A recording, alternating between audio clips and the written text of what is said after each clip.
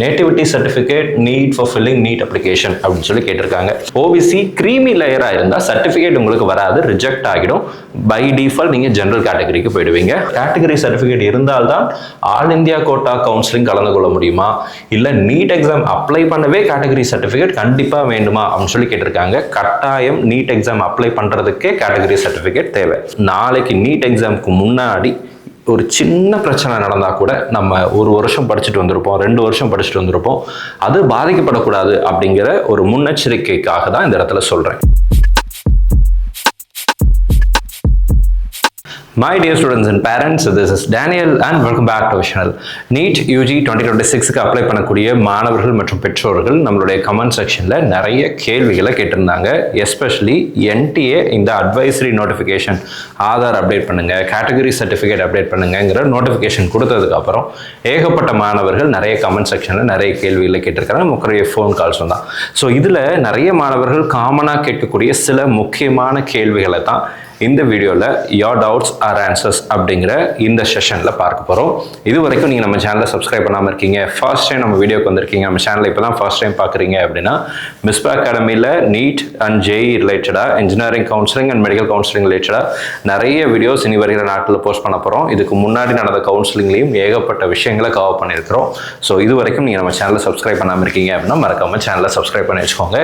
And மறக்காமல் இந்த வீடியோவை உங்களுக்கு தெரிந்த நபர்கள் யாரெல்லாம் நீட் எக்ஸாம் எழுத போறாங்களோ அவங்களுக்கு ஷேர் பண்ணுங்க. ஏன்னா இது அநேகருடைய கேள்விகளுக்கு பதில் அளிக்கக்கூடிய ஒரு வீடியோவா இருக்கும். இந்த வீடியோல நீட் ரிலேட்டடா இருக்கக்கூடிய பெரும்பாலான சந்தேகங்கள் கண்டிப்பா தீர்ந்து போயிடுங்கிற நம்பிக்கை எனக்கு இருக்கு. முதல் விஷயம் என்னன்னு சொல்லி கேட்டீங்கன்னா, NTA ஒரு முக்கியமான அப்டேட் வந்து கொடுத்தாங்க. ஆதார் கார்டை அப்டேட் பண்ணிக்கோங்க, கேட்டகரி சர்டிஃபிகேட்டை அப்டேட்டா வச்சுக்கோங்க, UDID கார்டை அப்டேட்டா வச்சுக்கோங்க அப்படின்னு சொல்லி ஒரு நோட்டிஃபிகேஷன் கொடுத்திருந்தாங்க, அட்வைசரி நோட்டிஃபிகேஷன். இப்போ இந்த அப்டேட்டிங் ஆதார் அப்படிங்கிறது தான் நிறைய பேருக்கு இருக்கிற இஷ்யூ. என்னுடைய நேம் 10th மார்க் ஷீட்ல ஒரு படி இருக்கு, ஆதார் கார்டில் வேற மாதிரி இருக்கு சார், நான் அப்டேட் பண்ணணுமா? இப்போ உதாரணத்துக்கு சொல்லணும்னா என்னோட பேர் டேனியல் டாட் இனிஷியல் அப்படின்னு என்னுடைய 10th மார்க் ஷீட்ல இருக்குன்னு வச்சுக்கோங்களேன். ஆதார் கார்டில் டேனியல் அண்ட் என்னுடைய அப்பா பேரை சேர்த்து வச்சிருந்தாங்க அப்படின்னா அதை நம்ம மிஸ் மேட்ச் ஆகுது இல்லைங்களா? இப்போ இதை அப்டேட் பண்ணணும். இது எதனால் வருது அப்படின்னு சொல்லி கேட்டிங்கன்னா, ஆதார் டீட்டெயில்ஸை நீட் அப்ளை பண்ணும்போது ஐடென்டிட்டி வெரிஃபிகேஷனுக்காக நீங்கள் கொடுப்பீங்க, ஓகேங்களா? ஸோ இதுதான் அங்கே இருக்கக்கூடிய மிக முக்கியமான ஸ்டெப்பாக இருந்துச்சு. கடந்த வருஷங்கள் இப்படி தான் இருந்துச்சு. அண்ட் ஜேஇ மெயின்ஸ் இந்த வருஷம் 2025 ஜேஇ மெயின்ஸுக்கும் ஆதார் டீட்டெயில்ஸ் ஐடென்டிட்டி வெரிஃபிகேஷனுக்காக மட்டும்தான் கேட்கப்பட்டதை தவிர யூசர் ப்ரொஃபைல் கிரியேட் பண்ணுறதுக்கு கேட்கப்படாது. ஆனால் சில வருடங்களுக்கு முன்பதாக நீட்டுக்கும் சரி ஜேஇக்கும் சரி உங்களுடைய யூசரை கிரியேட் பண்ணணும் அப்படின்னாலே ஆதாரோ அல்லது ஏதாவது ஒரு ஐடென்டிட்டி டீட்டெயில் கொடுத்து தான் யூசர் ப்ரொஃபைலே கிரியேட் பண்ணுற மாதிரி இருந்துச்சு. இந்த வருஷம் எப்படி வரப்போகுதுன்னு நமக்கு தெரியாது. ஸோ எல்லாத்துக்கும் தயாராக இருக்கணும் அப்படிங்கிறதா நம்மளுடைய நம்ம எல்லாத்துக்கும் ப்ரிப்பேர்டாக இருக்கணும் அப்படிங்கிறதுக்காக தான் நம்ம வீடியோஸ் அப்படிங்கிறது போடுறோம். இப்போ பாருங்கள், ஆதார் கார்டில் எதெல்லாம் அப்டேட் பண்ண சொல்லியிருக்காங்கன்னா, உங்களுடைய நேம் 10th மார்க் ஷீட் படி இருக்கணும், date of birth, address, photo, recent ஃபோட்டோவாக இருக்கணும். பயோமெட்ரிக்ஸ் பொறுத்த வரைக்கும் உங்களுடைய ஃபிங்கர் பிரிண்ட்ஸ், 10 ஃபிங்கர்ஸ்னுடைய ஃபிங்கர் பிரிண்ட்ஸ், 10 ஃபிங்கர்ஸுமே அங்கே ஸ்கேன் பண்ணுவாங்க, சரிங்களா? ஆதார் நீங்கள் அப்டேட் பண்ண போறீங்கன்னா 10 ஃபிங்கர்ஸையும் ஸ்கேன் பண்ணுவாங்க. ஏதாவது 3 அல்லது 4 ஃபிங்கர் பிரிண்ட் மேட்ச் ஆச்சு, நல்ல ஹை லெவலில் கேப்சர் ஆயிடுச்சு அப்படின்னா அக்செப்ட் பண்ணிப்பாங்க. அண்ட் ஐரிஸ், உங்களுடைய ஐரிஸ் சேஞ்ச் ஆகாது. நீங்கள் ஃபர்ஸ்ட் எடுக்கும்போது எப்படி இருந்துச்சோ அதே தான் பின்னாடி வரைக்கும் இருக்கும். அது பெரிய சேஞ்சுக்கு உட்படாது. ஆனால் அதையும் என்ன பண்ணிக்குவாங்கன்னா அப்டேட் பண்ணிக்குவாங்க. ஸோ இதெல்லாம் தான் நீங்கள் ஆதார் கார்டில் அப்டேட் பண்ணுற மாதிரி இருக்கும். இப்போ இந்த நேம் அப்படிங்கிற இடத்துல தான் நிறைய பேருக்கு சந்தேகம் இருக்கு. நேமுக்கு அப்புறம் இனிஷியல் இருக்கு, நான் மாற்றணுமா? அல்லது எனக்கு இனிஷியலுக்கு முன்னாடி நேம் இனிஷியல் அப்புறம் நேம் இருக்கு 10th மார்க் ஷீட்ல, ஆதாரில் ரிவர்ஸில் இருக்கு, நான் மாற்றணுமா? இனிஷியல் மட்டும்தான் மாறி இருக்கு சார்னு சொல்லி ஏகப்பட்ட கேள்விகள் கமெண்ட் செக்ஷனில் கேட்டிருக்கிறாங்க. ஸோ அப்படி இருக்கக்கூடிய மாணவர்கள் பெற்றோர்களாக நீங்கள் இருந்தீங்க அப்படின்னா எஸ், நீங்கள் 10th மார்க் ஷீட் படி ஆதார் கார்டை அப்டேட் பண்ணிக்கிறது நல்லது. பிகாஸ் நேம் மிஸ் மேட்ச் அப்படிங்கிற விஷயம் வரும். கடந்த ஆண்டு வரைக்கும் ஆதார் கார்டில் உங்கள் நேம் எப்படி இருக்கு, ஒருவேளை நேம் மிஸ் மேட்ச் இருக்கு அப்படின்னா நேம் ஆஸ் பர் ஆதார் அதை என்டர் பண்ணுறதுக்கு தனி காலம் கொடுத்தாங்க. இந்த வருஷம் நீட்டுக்கு இன்னும் ஓப்பன் ஆகாததுனால அது எப்படி வரப்போகுதுன்னு நமக்கு தெரியாது. எல்லாத்தையுமே கடைசியில் பிரச்சனை வந்ததுக்கப்புறம் அதை நம்ம சால்வ் பண்ண போகணும் அப்படின்னா நீட்டில் ஆதார் கார்டில் அப்டேட் பண்ண போனீங்க அப்படின்னா 10-20 நாள் ஆகும். அதுக்குள்ள நீட் அப்ளிகேஷன் முடிஞ்சிடும். ஸோ அதனால இப்போ டைம் இருக்கிறதுனால உங்களால் முடியும், நீங்கள் தமிழ்நாட்டில் தான் இருக்கீங்க அப்படின்னா அப்டேட் பண்ணிக்கிறது நல்லது. உங்கள் 10th மார்க் ஷீட் படி நேம் ஆதார் கார்டை அப்டேட் பண்ணிக்கிறது நல்லதுங்க. ஒருவேளை நீங்கள் அப்ராடில் இருக்கீங்க, வெளிநாட்டில் படிச்சுட்டு இருக்கேன் சார், நான் என்னுடைய நீங்கள் பேரண்டாக இருக்கலாம், ஒர்க்காக நான் வெளிநாட்டுக்கு வந்துட்டேன், என்னுடைய குழந்தையும் இங்கேயே தான் படிக்கிறாங்க, இப்போ ஆதார் அப்டேட் பண்ணால் இந்தியாவுக்கு திரும்பி வரணும், நான் என்ன பண்ணுறது அப்படிங்கிற கேள்வி எக்கச்சக்கமான பேரண்ட்ஸ்க்கு இருக்குது. இப்போ வந்து இன்கேஸ் நீங்கள் அப்ராடில் இருக்கீங்கன்னா செக் ஃபார் அதர் ஆல்டர்னேட்டிவ்ஸ். எதுன்னு சொல்லி கேட்டிங்கன்னா, உங்களுடைய பாஸ்போர்ட், இந்தியன் பாஸ்போர்ட் இருக்குது அப்படின்னா அதில் 10th மார்க் ஷீட்டில் இருக்கிறபடியே இந்தியன் பாஸ்போர்ட்டில் இருக்கா, இந்தியன் பாஸ்போர்ட் நேமில் இருக்கா அப்படின்னு பாருங்கள். மெஜாரிட்டி இந்த இடத்துல கண்டிப்பாக மேட்ச் ஆகிடும். சரிங்களா? ஏன்னா உங்களுக்கு அப்ராடில் போய் நீங்கள் சிபிஎஸ்சியில் அல்லது வேறு போர்டில் படிச்சிங்கன்னா கூட பாஸ்போர்ட்டில் என்ன நேம் இருக்கோ அதேபடி தான் மார்க் ஷீட்லேயும் கொடுத்துருப்பாங்க. இதுதான் வரும். ஸோ அப்போ இந்த இடத்துல நமக்கு இஷ்யூ சால்வ் ஆகிடும். You can give Indian passport number as an identity proof தாராளமாக கொடுக்கலாம். ஒருவேளை இந்தியன் பாஸ்போர்ட் ஆண்ட் இல்லை நான் இந்தியன் பாஸ்போர்ட் தான் இருக்குது அப்படின்னா நீங்கள் வேறு கண்ட்ரியை சேர்ந்த சிட்டிசன்ஷிப்லாம் வாங்கி அங்கேயே நீங்கள் செட்டில் ஆகிருக்கீங்க, but you are planning to attend NEET அப்படின்னா நான் இந்தியன் பாஸ்போர்ட் இருந்தால் அதையும் நீங்கள் கொடுக்கலாம். அடுத்ததாக பார்த்தீங்கன்னா பேன் கார்டு பெரும்பாலான மாணவர்கள்கிட்ட இருக்குமான்னு கேட்டால் கேள்விக்குறி தான். இருந்துச்சுன்னா அதையும் கொடுத்துக்கலாம். அடுத்ததான் டிஜிலாக்கரும் ஆதார் கார்டும் வித்தியாசம்லாம் இல்லை. ஆதாரில் என்னவோ அதான் டிஜிலாக்கரில் வரும். ஸோ அவங்க கொடுத்துருக்குறாங்க டிஜிலாக்கரை யூஸ் பண்ணி பண்ணலாம் அப்படின்னு சொல்லி. ஸோ இந்த 4ல் ஏதாவது 4, இந்த இதை கூட விட்டுருங்க, இந்த 3 டாக்குமெண்ட்டில் ஏதாவது ஒரு டாக்குமெண்ட் உங்களுடைய 10th மார்க் ஷீட் படி இருக்குது அப்படின்னா you don't have to worry about updating Aadhaar. இதுக்காக நான் அங்கேருந்து ஃப்ளை பண்ணி இந்தியா வரணும் அப்படிங்கிற அவசியம் அப்படிங்கிறது இல்லை. இதில் ஏதாவது ஒன்று கொடுத்துக்கலாம். JEE மெயின்ஸ் 2026 செஷன் 1 ரெஜிஸ்ட்ரேஷனுக்கு இந்த ஐடென்டிட்டி டீட்டெயில்ஸ் எல்லாமே கொடுத்துருந்தாங்க. ஸோ அதே என்டிஏ தான் நீட்டையும் நடத்த போகிறாங்கன்றதுனால இந்த வருஷம் வருவதற்கு வாய்ப்புகள் அப்படிங்கிறது இருக்குது. ஸோ அதனால் பெரிய அளவில் பயப்பட வேண்டியதில்லை. இது இந்த வருஷம் மட்டும் இல்லை, கடந்த பல வருடங்களாக இதெல்லாமே ஐடென்டிட்டி ப்ரூஃப்க்கு கொடுத்துக்கிட்டு தான் இருக்காங்க. இது எதுவுமே இல்லை சார், எல்லாத்துலேயுமே நேம் மிஸ்மேட்ச் ஆகுது, இந்த 3லையுமே, அல்லது இந்தியன் பாஸ்போர்ட்லையும் பேன் கார்ட்லையும் நேம் மிஸ்மேட்ச் ஆகுது, 10th மார்க் ஷீட்டில் வேறு மாதிரி இருக்குது, ஆதார்லையும் வேறு மாதிரி இருக்குது அப்படின்னா வேறு வழி இல்லை, நீங்கள் ஆதார் அப்டேட் பண்ணுறது அப்படிங்கிறது நல்லது. டைம் இருக்கிறதுனால சொல்கிறேன். சரிங்களா? ஸோ இதை வந்து நீங்கள் செக் பண்ணி வச்சுக்கோங்க. அடுத்ததாக பார்த்தீங்க அப்படின்னா சில பேருடைய கேள்விகளுக்கு நான் பதில் அப்படிங்கிறது கொடுத்துட்றேன். ஸோ இந்த இடத்துல ஜூலி ஜோசப் அப்படிங்கிறவங்க கேட்டிருக்காங்க, last year I got OBC NCL certificate, is it valid for this year R not அப்படின்னு சொல்லி கேட்டிருக்காங்க. இதே மாதிரி கேள்வி ஜெரி அப்படின்ற ஒரு பர்சனும் கேட்ட, OBC NCL validity is available up to March 2026, enough at the time of counselling shall I take again அப்படின்னு கேட்டிருக்காங்க.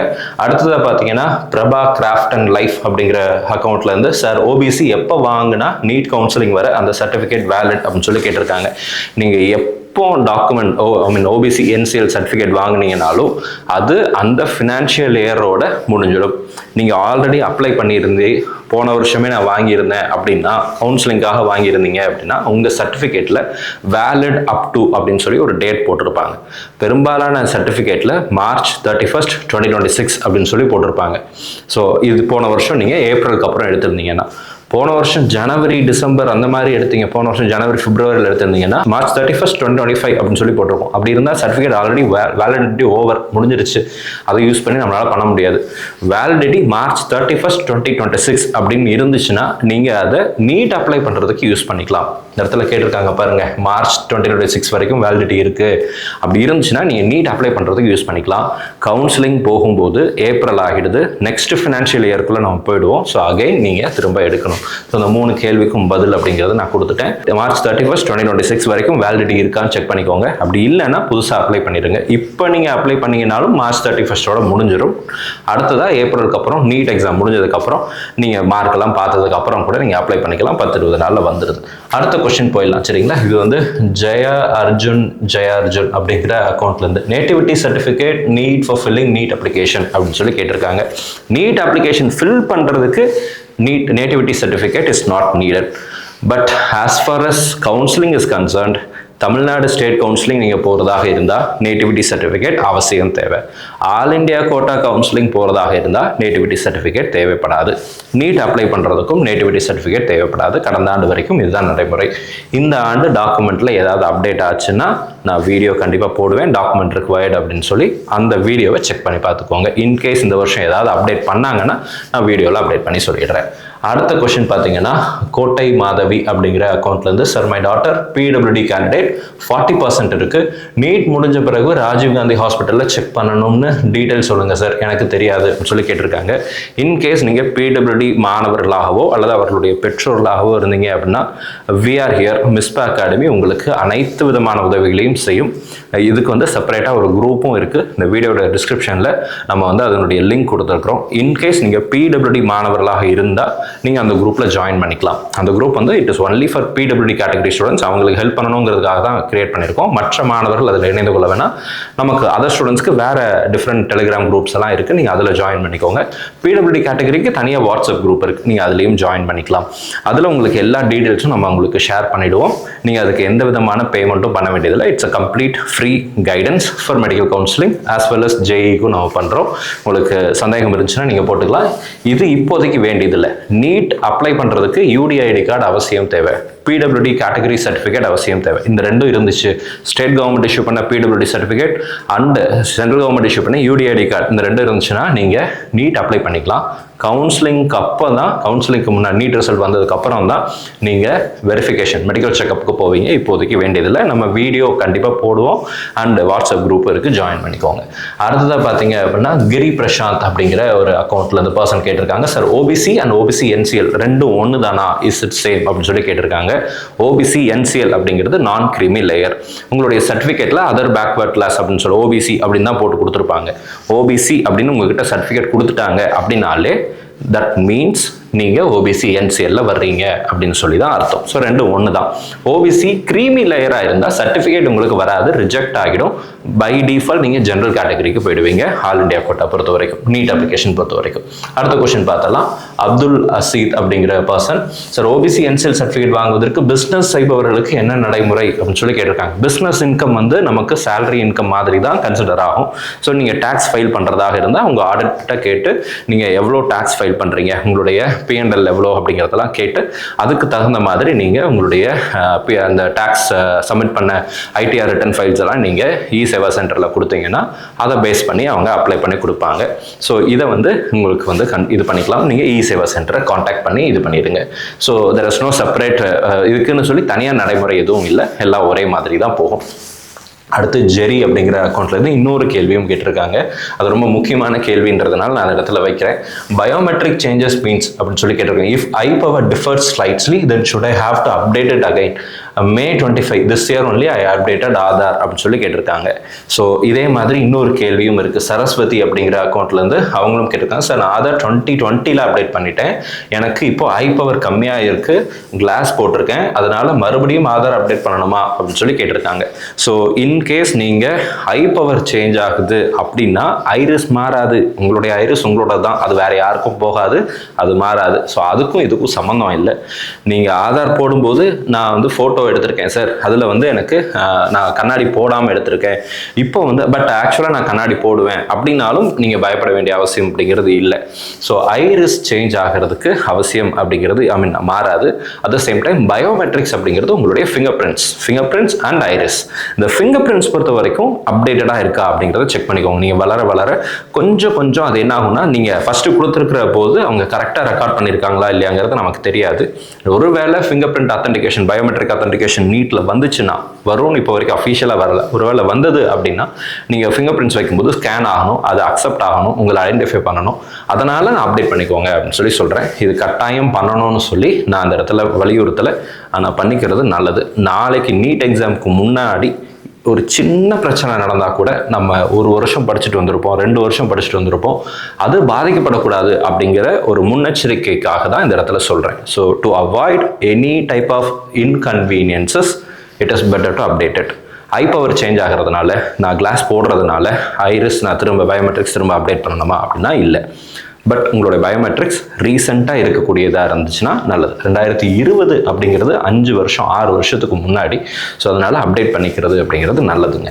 ஸோ அடுத்த கொஸ்டின் பார்த்தீங்க அப்படின்னா சுரேஷ் பாபு அப்படிங்கிற ஒரு பர்சன் கேட்டிருக்கிறாங்க, சார் கேட்டகரி சர்டிஃபிகேட் இருந்தால்தான் ஆல் இந்தியா கோட்டா கவுன்சிலிங் கலந்து கொள்ள முடியுமா, இல்லை நீட் எக்ஸாம் அப்ளை பண்ணவே கேட்டகரி சர்டிஃபிகேட் கண்டிப்பாக வேண்டுமா அப்படின்னு சொல்லி கேட்டிருக்காங்க. கட்டாயம் நீட் எக்ஸாம் அப்ளை பண்ணுறதுக்கே கேட்டகரி சர்டிஃபிகேட் தேவை. இந்த நீட் எக்ஸாமை வச்சு தான் நீங்கள் நீட்டில் பாஸாக அல்லது பாஸ் ஆகலையா அப்படிங்கிறத சொல்லுவாங்க. இப்போ நீட்டில் குவாலிஃபைங் மார்க் அப்படிங்கிறது ஓபிசி, என்சிஎல், எஸ்சி, எஸ்டி கேட்டகரிக்கெல்லாம் 40th பர்சன்டைலாக இருக்குது. ஜென்ரல் கேட்டகரிக்கு 50th பர்சன்டைலாக இருக்குது. உதாரணத்துக்கு ஓபிசியில் ஒரு 130 மார்க் பாஸ் மார்க்னு வச்சுக்கோங்க. நீங்கள் ஜென்ரல் கேட்டகரி அப்படின்னா 150 மார்க் அல்லது 145 மார்க் இந்த மாதிரி ஒரு ரேஞ்சில் இருக்கும். ஓபிசியை விட ஜென்ரலுக்கு குவாலிஃபைங் மார்க் கொஞ்சம் அதிகமாக இருக்கும். அப்போது நமக்கு மார்க் எடுக்கிறது, நீட்டில் பாஸ் ஆகிறதையே டிசைட் பண்ணுறது எதுனா உங்கள் கேட்டகரி தான். நீங்கள் ஓபிசி என்சிஎலுக்கு எலிஜிபிளாக இருந்தால் ஓபிசி என்சிஎல் எடுத்துடுங்க. இல்லை என்னுடைய சேலரி இன்கம் தவிர என்னுடைய அதர் இன்கம் 8 லட்சத்தை விட அதிகமாக இருக்குது அப்படின்னா நீங்கள் ஜென்ரல் தான் போடணும். ஜென்ரலோட குவாலிஃபைங் மார்க்கை விட அதிகமாக எடுத்தால்தான் நம்ம நீட்டில் பாஸ் அப்படின்னு சொல்லி வரும். இல்லைனா நீட்டில் நம்ம குவாலிஃபைங் ஆகலை அப்படிங்கிற மாதிரி தான் வரும். ஸோ அதனால் நீட் அப்ளை பண்ணுறதுக்கே கேட்டகரி சர்டிஃபிகேட் அவசியம் தேவை. இப்போவே அப்ளை பண்ணி வாங்கி வச்சுக்கிறது அப்படிங்கிறது நல்லதுங்க. ஸோ இதுதான் இப்போதைக்கு வந்திருக்கிற மிக முக்கியமான கேள்விகளில் சிலவற்றை நம்ம இந்த இடத்துல பதிவு செஞ்சுருக்கிறோம். நிறைய கேள்விகள் உங்களுக்கு இருக்கும். இது தவிர ஏதாவது கேள்வி இருந்துச்சுன்னா கீழே கமெண்ட் செக்ஷனை டைப் பண்ணுங்கள். அடுத்தடுத்த வீடியோவில் செப்பரேட்டாக நான் உங்களுக்கு வீடியோவில் பதிவு செய்கிறேன். இந்த கேள்விகளுக்கு பதிலை ஏன் நம்ம வீடியோவில் கொடுக்குறோம் அப்படின்னா இது இன்னும் நிறைய மாணவர்களுக்கு பிரயோஜனப்படும் அப்படிங்கிறதுனால தான் நம்ம வீடியோவாக பதிவு செய்கிறோம். ஸோ மறக்காமல் உங்களுக்கு ஏதாவது கேள்வி இருந்துச்சுன்னா கீழே கமெண்ட் செக்ஷனை டைப் பண்ணுங்கள். அடுத்த ஒரு செஷனில் இதே மாதிரி இன்னொரு டீட்டெயில் எக்ஸ்ப்ளனேஷன் அப்படிங்கிறத பார்க்கலாம். இந்த வீடியோவை மறக்காமல் உங்களுடைய நண்பர்கள் உறவினர்களுக்கு ஷேர் பண்ணிடுங்க. அண்ட் இது வரைக்கும் நீங்கள் இந்த வீடியோவை லைக் பண்ணாமல் இருந்தீங்க அப்படின்னா மறக்காமல் வீடியோவை லைக் பண்ணிடுங்க. சேனலை சப்ஸ்கிரைப் பண்ணாமல் இருக்கீங்க அப்படின்னா மறக்காம சேனலையும் சப்ஸ்கிரைப் பண்ணி வச்சுக்கோங்க. All the very best and thank you so much. நம்ம சேனலில் பார்க்கக்கூடிய மாணவர்கள் மற்றும் பெற்றோருக்கு வருகிற நீட் தேர்வில் நல்ல மதிப்பெண்கள் பெற்று அவங்க விரும்பின மருத்துவக் கல்லூரிகளில் இடங்கள் கிடைக்கணும்னு சொல்லி உங்களுக்கு அப்ளை பண்ணிக்கிறேன். All the very best and thank you so much.